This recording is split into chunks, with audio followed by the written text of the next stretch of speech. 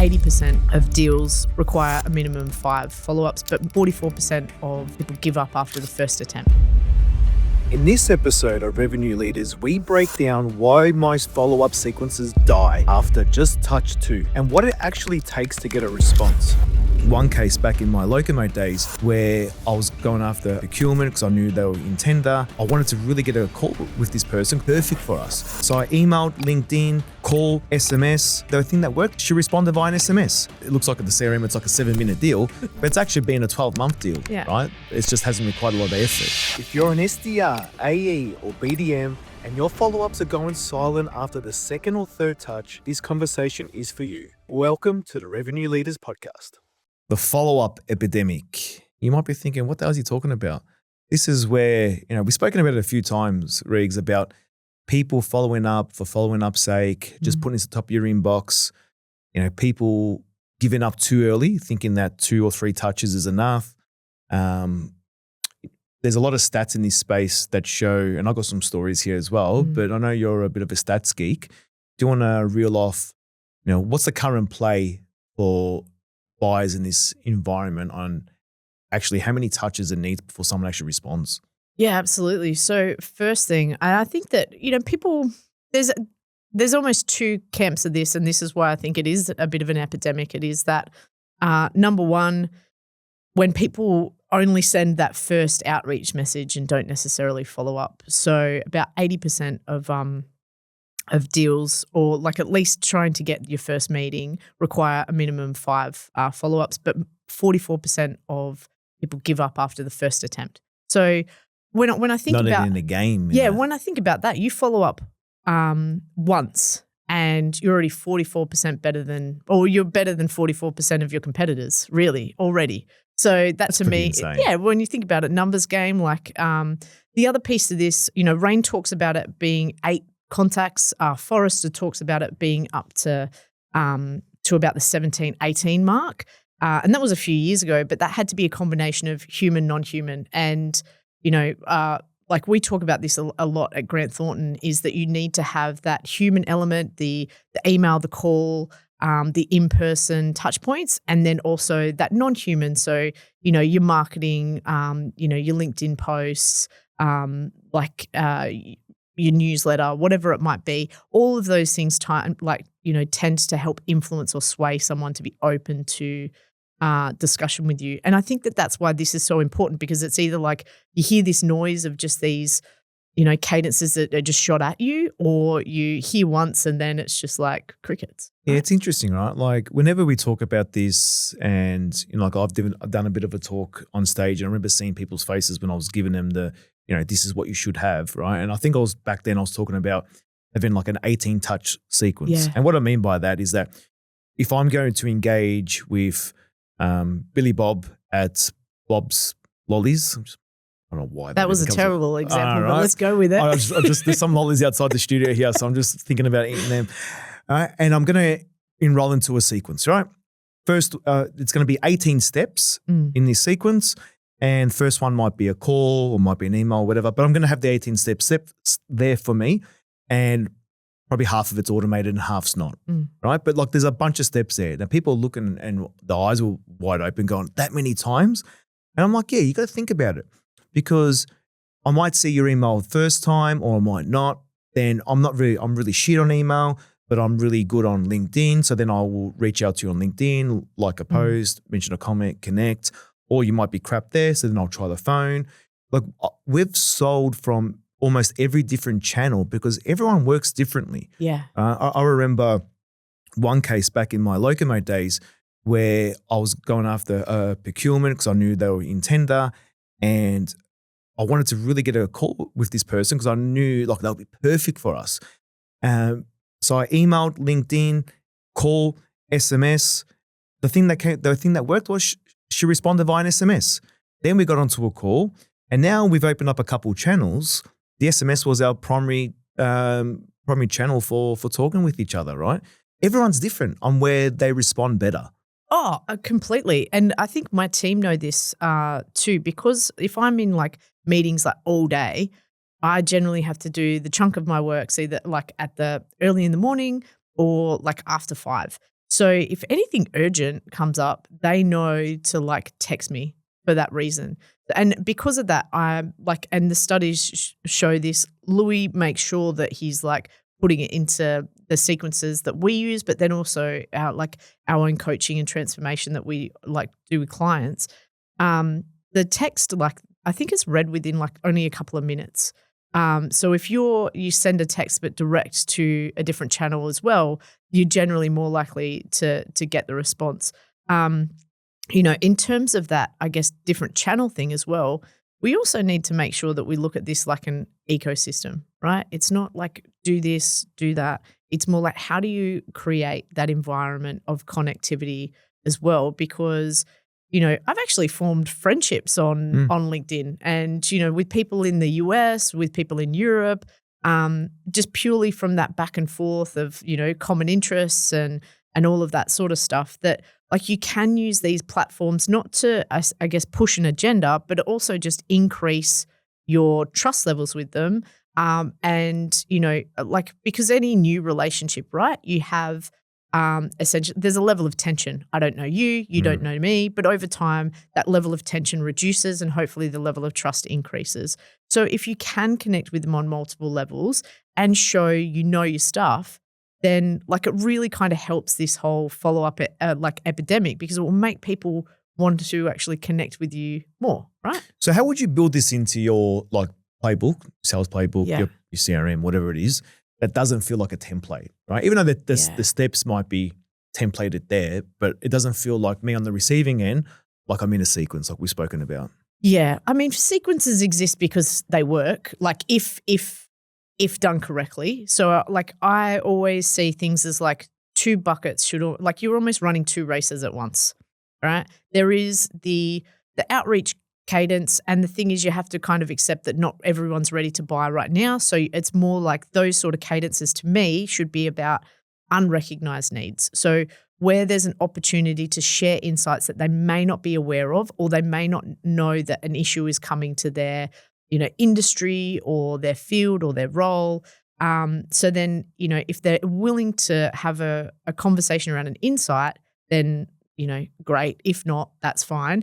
But then on the second, the other side of this essentially is relationship. And I run them concurrently. So you're talking about the 18 steps. Like I agree. Like, if I'm trying to target someone, I will generally hit the bell on LinkedIn to make sure I get the notifications in real time. So then I can engage with them on how they're engaging with LinkedIn as a platform. So if they've posted something, I'm going to like it. I'm going to comment. Like, the other day I saw someone put up a promotion of like a fundraiser that they were doing. I donated like $20, like just because I was like, yeah, this is amazing. I'm doing something similar. Like now we have a common interest. Like those sort of things I think compound over time as well because it's something outside of that sequence. So over time, I know their interests. I'm connected with them on a personal level that hopefully later that relationship influence will then be like, yes, I'm open to chatting about this cadence that you were sending me. Yeah, that's quality. I really like that, especially about the donation thing, right? Because obviously you can't do that at scale. But, no. Right? I'd be very broke. At the right thing and you build a connection, like you might have 10 or 20 of those that you might be looking at. It's a really good thing, right? And there's not that you're doing it for a sense of indebtedness to you, like they need to, the reciprocity they need to get back to, but it's more like, hey, this person actually gives a shit about me beyond a deal because this is their own dollar that they're putting in, right? I like that. That's different. And I would say that was just one example and it was because I've got a common interest on doing a similar thing and it's fundraising for a really good cause and I always believe in helping other people.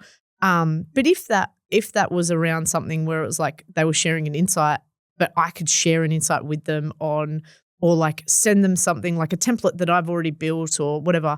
Like I'm the sort of person that would I want to help people, Dave. I like that in whatever I do, I just want to help make the world a bit better place and give people a bit more confidence. So if there's any way that I can add or contribute, I'll do it. Most people who know me well would know that. So I just kind of for me, lean into that authenticity because hopefully people, see that it's not fake. It's just I show up like this every day sustainable, yeah, because that's who you are. Exactly. That's right. So sometimes I probably overcommit to things and it probably works against me. But yes, the donation, but it could essentially be anything. So I guess that in that relationship side, the idea there would be show up as your authentic self. Like if whoever you are, kind of lead with that to build the relationship, because you'll find your tribe, and then maybe you find the tribe that also wants to work with you. And I guess it's a nothing better than benefit. finding your tribe, but then also finding them that actually want to pay you for the work and you actually liking the people that you're working with, right? I mean, that's the dream, really, like to work with like clients that really love working with you. I'm kind of like this with LinkedIn. Like I love working with those guys. I think they have the best customer success team and I really enjoy their company. So if you can find that, like it's a win-win. You're just trying to get more free tickets to another event. Moving on, right? Like this episode is about, the follow-ups and the touches. Pardon the interruption. I'm Luigi, one of the co-hosts here at Revenue Leaders. You'll notice we don't run sponsors or ads on Revenue Leaders. This show is free. Our goal is to help you grow revenue and build your sales system that you can rely on. We do have a favor to ask though. If this episode gives you one clear idea that you can use, do these two things. First, share it with one person, a founder, a revenue leader, or a rep who wants to grow their business. Just one. That's how the show grows. Second, grab free access to our vault over at coachpilot.com/vault. Inside, you'll get the frameworks, templates, and short courses we use with clients to help them scale pipeline and increase win rates. So the deal is simple.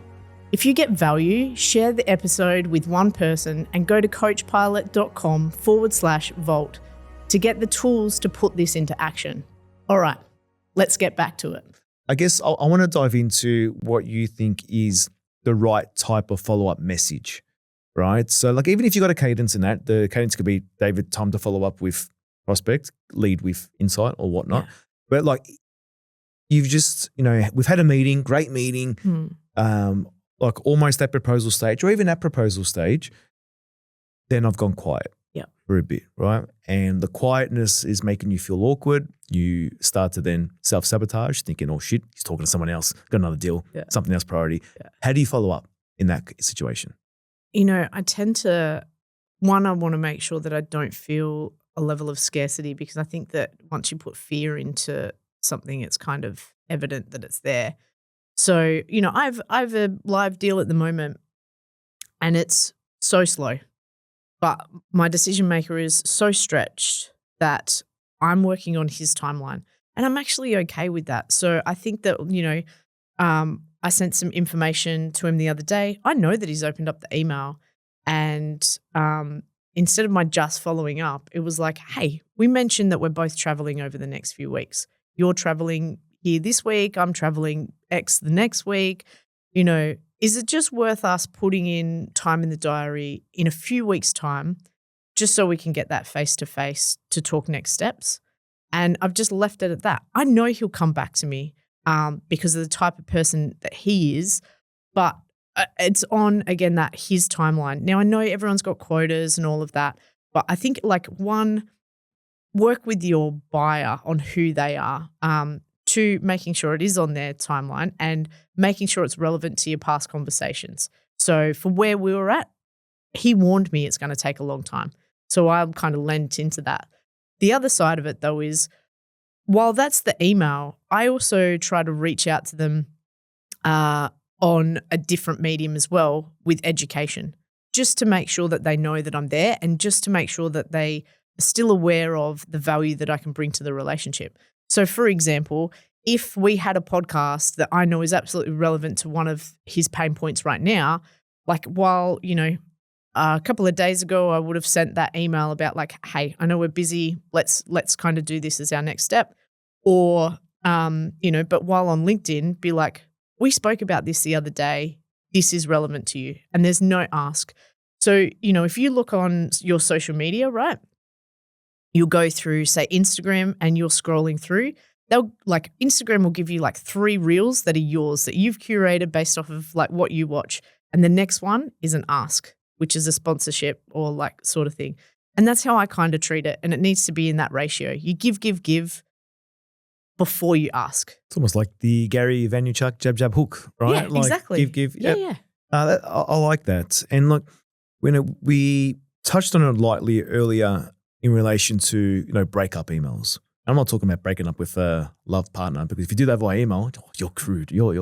That's brutal. I'm talking about breakup emails from a cadence or from an opportunity. I guess, from an ick perspective, how would you position a breakup email that can almost, create the opportunity to pursue further? I don't think I've ever seen a really good one. Okay. To be honest, I know that people do them. Like I get them. You get the 1, 2, 3, and the third one is the crocodile eat you, or the Thanos click these fingers. Like, come on, man. Yeah, like Louis uses the Simpsons, like Homer walking back to the tree. Yeah, that's funny. Like, yeah, but none of those have worked on me because takeaways don't work. Like a fear of missing out doesn't work for me because, like, I kind of know where I want to take my team or an organization or something like that. So I think that when people are very secure of their capability, I don't think those breakup emails work.